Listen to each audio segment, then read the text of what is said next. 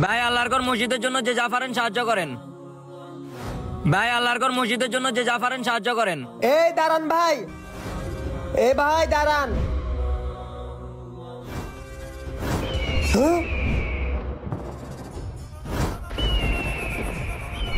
কিরে এগুলো আমার সাথে কি হইতেছে?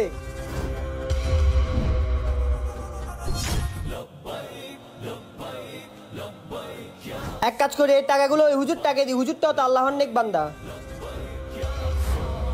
এই নেন হুজুর, টাকাগুলো আপনি রেখে দেন। আরে আমার সাথে এটা কি হইতেছে? আমার টাকাগুলো বারবার ফাতায় পরিণত হচ্ছে কেন? ওইটা বাদ দেন, আপনি আগে কি কাজ করেন সেটা বলেন। আমি কাজ করি।